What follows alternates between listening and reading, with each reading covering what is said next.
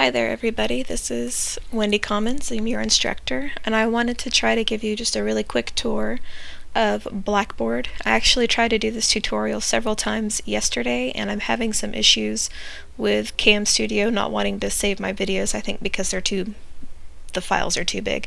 So I've tweaked my settings, and hopefully the 8th or 9th time will be the charm.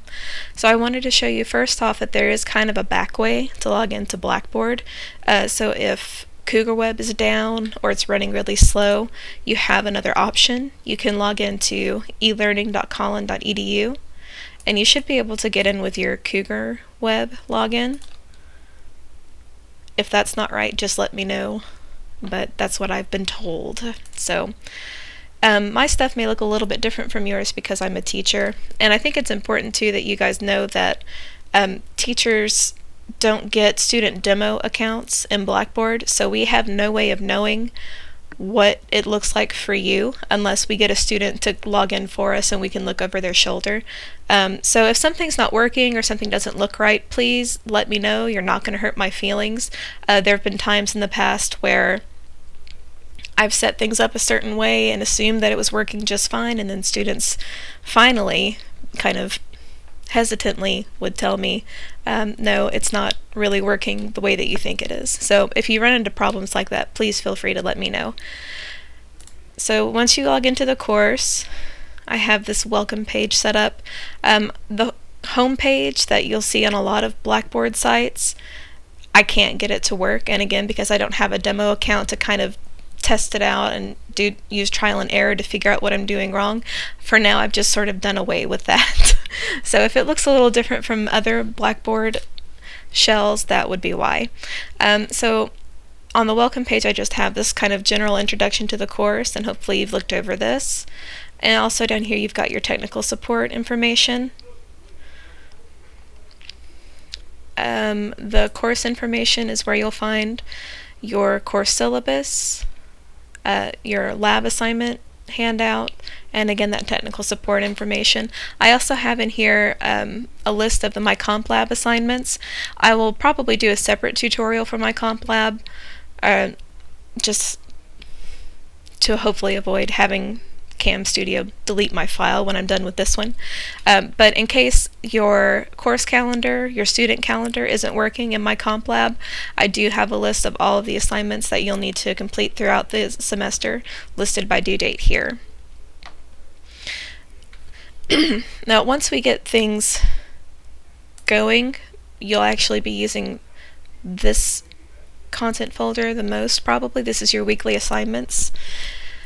And I've basically, just to simplify things, set up a folder for each week, and inside that folder you'll have a list of tasks that you need to take care of.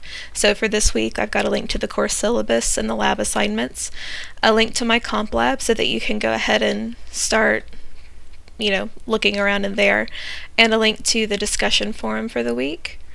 So they're all kind of set up the same way with different content, of course, but basically all you'll need to do each week is come in and go to your weekly assignment folder, and it will tell you exactly what you need to do. There's also a full course calendar at the end of the syllabus, so if you would rather have it all on 2 pages that you can look at and see the whole semester, that's where you would go for that. The essay assignments, pretty self-explanatory. For each one, it should take you right to the assignment guidelines for the particular essay. And then over here you've got links as well for documents or websites that I thought would be particularly helpful for that essay. So you'll have stuff over here, I think for all of them pretty much, especially for the first couple. Now the discussion forum, I see most of you are already active in here, and that makes me really happy. It's relatively self-explanatory. We don't have a ton of discussions just because I've given you so much in My Comp Lab, but you're welcome to use this as much as you'd like. I did add this morning the student FAQ forum. And this is just a place where if I'm getting a lot of emails asking a particular question, I might post something in here to let you guys know. And you're welcome to post questions in here as well if you have a question that you think other people might have too. I'll be checking this during my online office hours. So I've already posted in here just a little bit about Turnitin.com and how you don't have to have a separate account through Turnitin.com because it's all been integrated into Blackboard. So feel free to use that. Web links are pretty self-explanatory.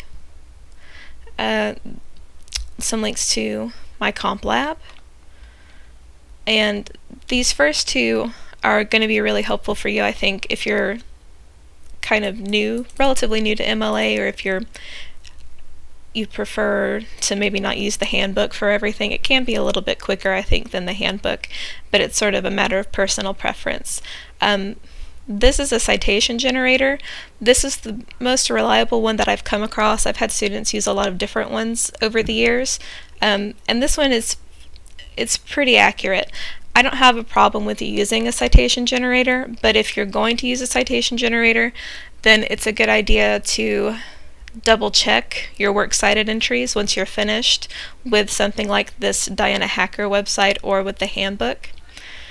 So make sure that you do that because they're not always 100% accurate. These last two, well, these two are basically just grammar and writing tools. Sometimes if you read something in one place, like in the textbook or in my comp lab, it may not quite make sense the way that they explain it, and sometimes it's helpful to go and read information about the same thing somewhere else, and maybe it can be explained in a different way that makes more sense to you. So these are both very helpful and thorough websites. They've got all sorts of information for you.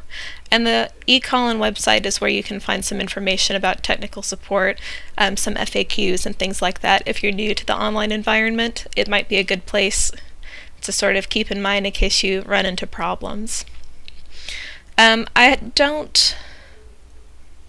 not going to show you my grades because it looks very different on my end than it does for you, but you can go here to get access to your grades. And I've left Blackboard Chat open. I don't use it personally, but if you have people in the class that you would like to discuss things with, but you don't necessarily want to do it on a discussion forum, this is a real-time chat program. Y'all are welcome to download the program to your computer and use it to talk with each other. It's actually sort of a neat tool. It's just with online classes, because everybody's schedule is a little bit different, I'm not going to make you use it, but it's certainly there if you would like to. And I think that's pretty much it for Blackboard. If you're in my WC2 section, the courses are set up exactly the same way, so don't let that concern you. It should be pretty much exactly the same. So I think I'll just leave it at that. I'll try and set up another one of these tutorials to kind of give you a quick tour of my comp lab, and hopefully that'll make navigation a little bit easier for people who are kind of new to these environments. So I'm looking forward to working with you guys, and I will speak with you again soon.